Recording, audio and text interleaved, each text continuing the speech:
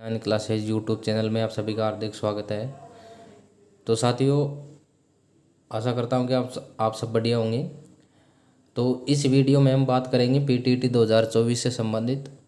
तो पीटीईटी 2024 का रिजल्ट हाल ही में जारी किया गया है। तो रिजल्ट के बाद में जो वर्धमान महावीर खुला विश्वविद्यालय कोटा द्वारा पीटीईटी 2024 हेतु काउंसलिंग शेड्यूल जारी कर दिया गया है। तो काउंसलिंग जो कार्यक्रम किस प्रकार रहेगा और इसमें क्या क्या दिशा निर्देश है अभ्यर्थियों के लिए, ये सारी चीज़ें हम आपको विस्तार से बताएंगे। लेकिन आप वीडियो के अंत तक ज़रूर बने रहें और साथ ही इस चैनल को लाइक, सब्सक्राइब और कमेंट अवश्य करें।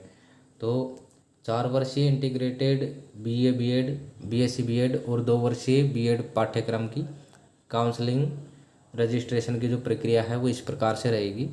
तो इसमें देखिए दिशा निर्देश है कि पीटीईटी 2024 का रिजल्ट 4/7/2024 को जारी किया गया है।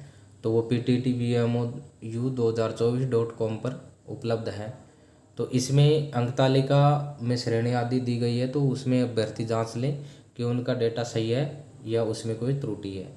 नंबर 2 पे है पीटीईटी 2024 में प्रविष्ट सभी अभ्यर्थियों का बिना किसी कट ऑफ के परिणाम जारी किया गया है। इसमें किसी प्रकार की कोई कट ऑफ नहीं है।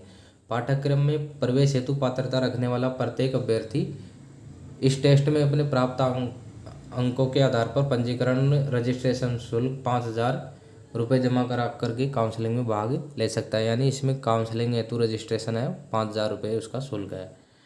तो अभ्यर्थियों को प्रवेश हेतु उनके चयनित विकल्पों की प्राथमिकता को ध्यान में रखते हुए अभ्यर्थी के संकाय, श्रेणी, उपश्रेणी, परीक्षा प्राप्तांक आदि के अनुसार उसकी मेरिट बनेगी। यानी उसकी संकाय यानी सब्जेक्ट कौन सी है, श्रेणी, उपश्रेणी और परीक्षा के अंक, उसके आधार पर मेरिट लिस्ट जारी की जाएगी और उसके आधार पर महाविद्यालय का आवंटन किया जाएगा।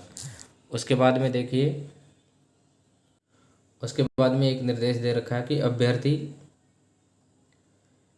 पाठ्यक्रम में अपने अवसर को अधिक सुरक्षित करने की दृष्टि से महाविद्यालय चयन हेतु जो विकल्प दिए जाते हैं वो अधिकतम विकल्प भरें। अभ्यर्थी सभी महाविद्यालयों को विकल्प के रूप में चयन कर सकता है और महाविद्यालय विकल्प देने की कोई सीमा नहीं है। यानी जब आप काउंसलिंग करवाओगे रजिस्ट्रेशन के पश्चात, तो जो विकल्प होता है महाविद्यालय का उसमें आप ऑल राजस्थान कर सकते हो।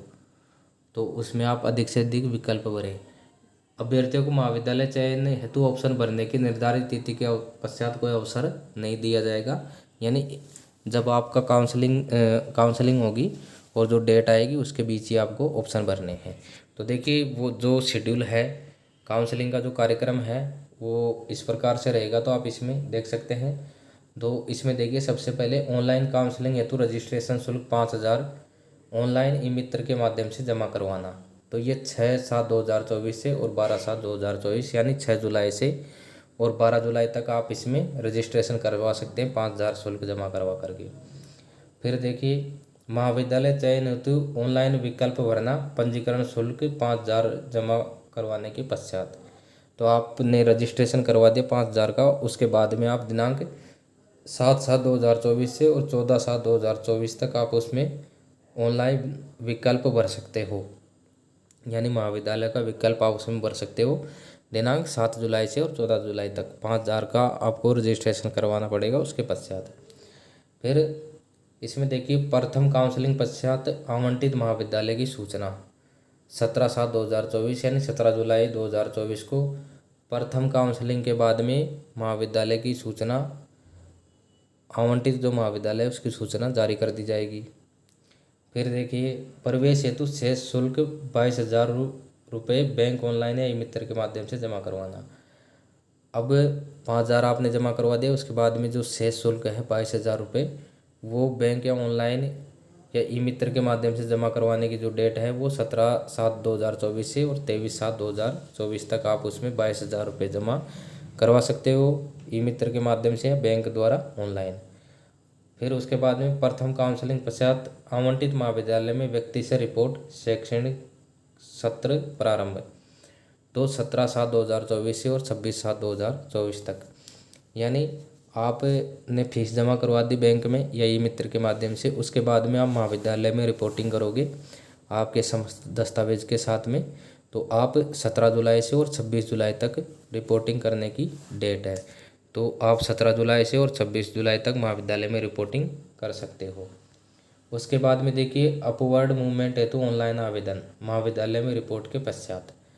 अपवर्ड मूवमेंट वो है कि आप महाविद्यालय यदि चेंज करना चाहते हो, मान लो आपको महाविद्यालय श्री गंगानगर मिला है और आप करौली जाना चाहते हो, या आपको करौली मिला है और आप इधर नागौर की तरफ जाना चाहते हो, तो आप उस कॉलेज में अपवर्ड मूवमेंट हेतु ऑनलाइन कर सकते हो। तो अपवर्ड मूवमेंट हेतु ऑनलाइन आवेदन है वो महाविद्यालय में रिपोर्ट के बाद में करना है आपको 19/7/2024 से और 27/7/2024 तक, यानी 19 जुलाई से और 27 जुलाई तक आप अपवर्ड मूवमेंट है तो ऑनलाइन आवेदन कर सकते हो। लेकिन इसमें शर्त यह कि आपको उस महाविद्यालय में पहले रिपोर्टिंग करनी होगी। रिपोर्टिंग करने के बाद में उसके बाद में ही आप उसमें अपवर्ड मूवमेंट के लिए ऑनलाइन कर सकते हो। बिना महाविद्यालय में रिपोर्टिंग का आप अपवर्ड मूवमेंट के लिए ऑनलाइन आवेदन नहीं कर सकते। फिर देखिए इसमें अपवर्ड मूवमेंट के पश्चात महाविद्यालय आवंटन की जो सूचना है वो 28/7/2024 यानी 28 जुलाई 2024 को जारी की जाएगी। उसके बाद में अपवर्ड मूवमेंट पश्चात आवंटित महाविद्यालयों में रिपोर्टिंग 29/7/2024 से और 30/7/2024 यानी 29 जुलाई से और 23 जुलाई तक जो अपवर्ड मूवमेंट के बाद में जो आवंटित महाविद्यालय है उसमें रिपोर्टिंग आपको करनी पड़ेगी 29 और 30 जुलाई को। तो इस प्रकार से ये कार्यक्रम रहेगा आपका। जो काउंसलिंग कार्यक्रम है वो 6 जुलाई से शुरू होगा और ये 30 जुलाई तक बिल्कुल चलेगा। तो आप इस जो ये कार्यक्रम शेड्यूल दे रखा है इसके अकॉर्डिंग आपको कार्य करना है। साथियों इसमें बहुत महत्वपूर्ण जानकारी है तो आप अंत तक इसमें बने रहें वीडियो में। अब चौथे नंबर पे हम आपसे को बताते हैं रजिस्ट्रेशन शुल्क केवल ऑनलाइन ई मित्र अथवा सशुल्क उपयुक्त वर्णित तिथियों में बैंक अथवा समयावधि में ICICI बैंक की किसी भी शाखा में ऑनलाइन पेमेंट गेटवे ये मित्र के माध्यम से जमा किया जा सकेगा। तो आपको ऑनलाइन ई मित्र के माध्यम से बैंक के माध्यम से आप इसको जमा करवा सकते हैं। ऑनलाइन काउंसलिंग प्रक्रिया के प्रथम चरण में अभ्यर्थी को अंक तालिका में दी गई काउंसलिंग ID का उपयोग करते हुए 5,000 रुपये रजिस्ट्रेशन शुल्क जमा करवाना होगा। काउंसलिंग प्रक्रिया में भाग लेने से पूर्व अभ्यर्थी PTT 2024 के अपने मूल आवेदन पत्र में दर्शाए गए category general SC ST OBC MBC EWS तथा सब category diverse PH defence ETC की जांच कर लें और अपने पास मूल दस्तावेज उपलब्ध हो इसकी भी जांच कर लें। जाति प्रमाण पत्र वैध एवं अवधि का निर्धारण होना चाहिए। तो आपको काउंसलिंग से पहले ये सारे डॉक्यूमेंट हैं वो आपको बिल्कुल इकट्ठे करने हैं। आपकी जो जैसे 10वीं 12वीं की अंक तालिका है, प्रमाण पत्र है, मूल निवास है, जाति प्रमाण पत्र है, आधार कार्ड है इत्यादि, ये जो सारे डॉक्यूमेंट्स हैं वो आपको बिल्कुल एक जगह एकत्रित कर लेने हैं, अपने पास जमा कर लेने हैं। उसके बाद में देखिए महाविद्यालय में चयन हेतु PTT 2024 की अधिकृत वेबसाइट पर स्थित महाविद्यालयों की सूची के नाम पता इत्यादि स्पष्ट कर लें और इन महाविद्यालयों के बारे में संपूर्ण जानकारी अच्छी तरह कर लें। तदुपरांत काउंसलिंग हेतु अधिक से अधिक कॉलेजों का चयन कर लॉक करना ही उचित रहेगा। आल राजस्थान का चयन अति सावधानी से करें। कॉलेज लॉक चॉइस करने में जल्दीबाजी नहीं करें। एक बार लॉक होने पर पुनः कॉलेज विकल्प का चयन नहीं होगा।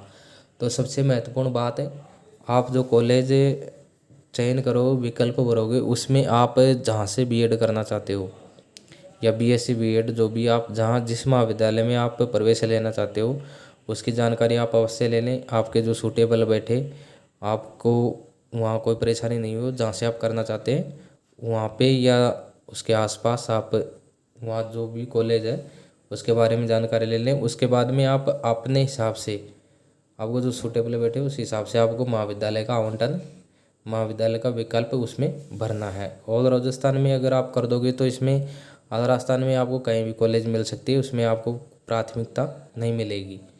तो आपको आल राजस्थान न करके और फिर वरीयता के आधार पे आपको कॉलेज का चयन करना है।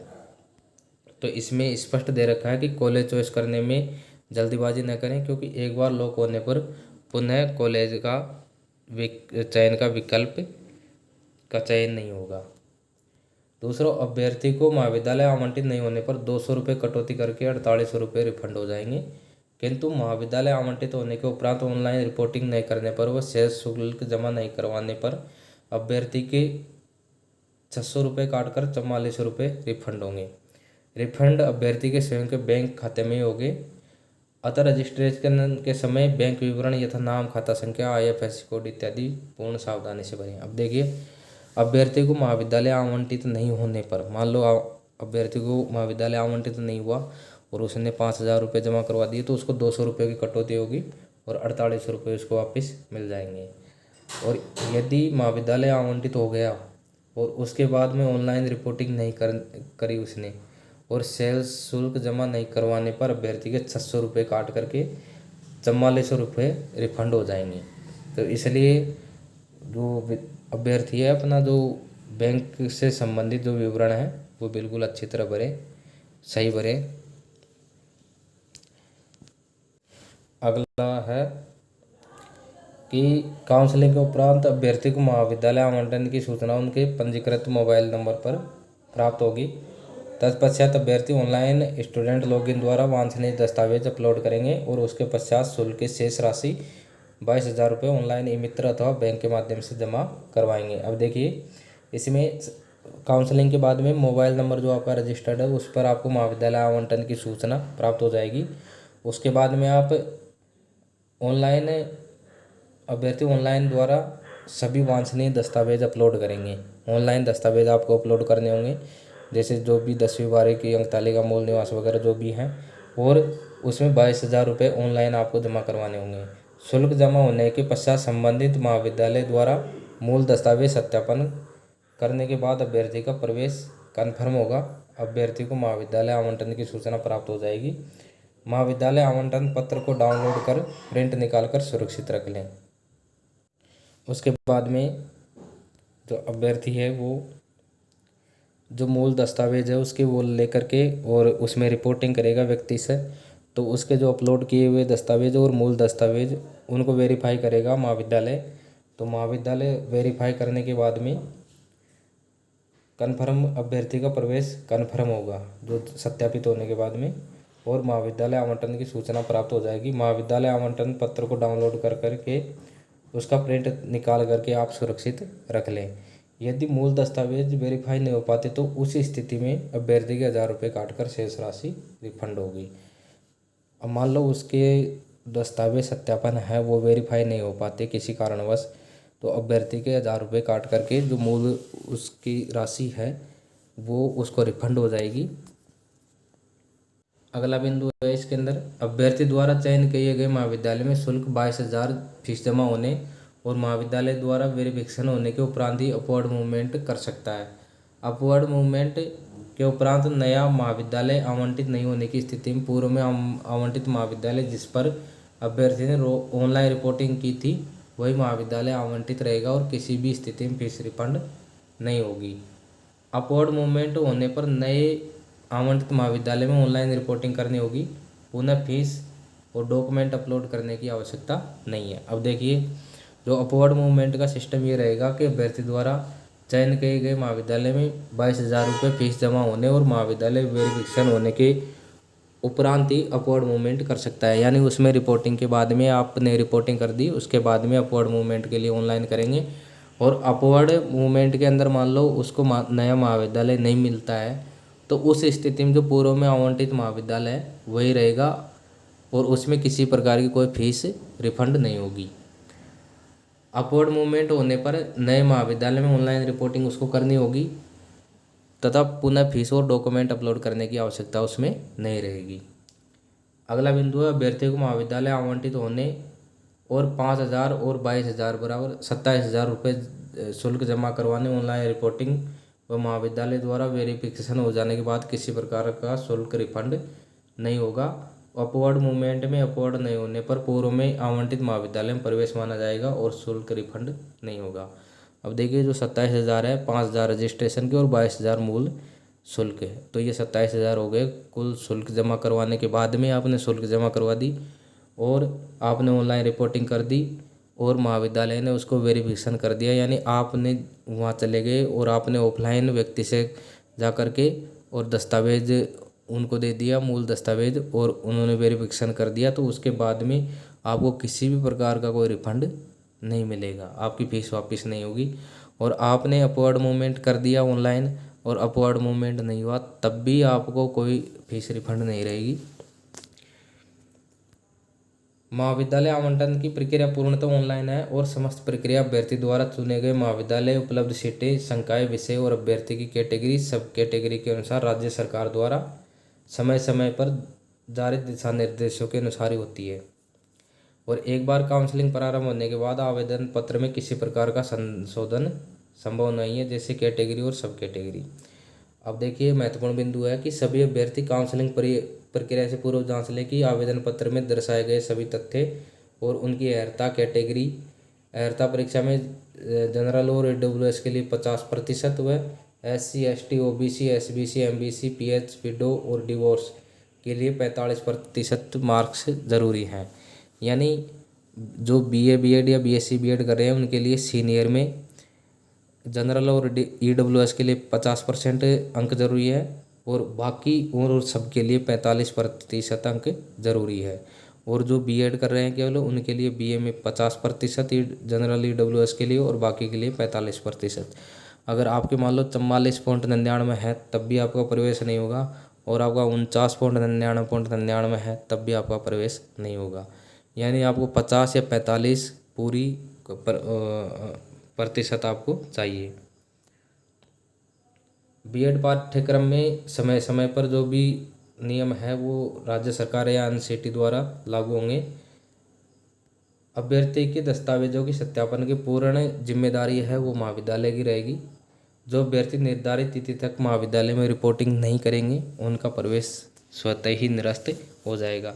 तो साथियों, ये थी TET 2024 से संबंधित समस्त जानकारी, किस प्रकार से आपको रजिस्ट्रेशन करना है, किस प्रकार से काउंसलिंग करनी है और काउंसलिंग शेड्यूल क्या रहेगा।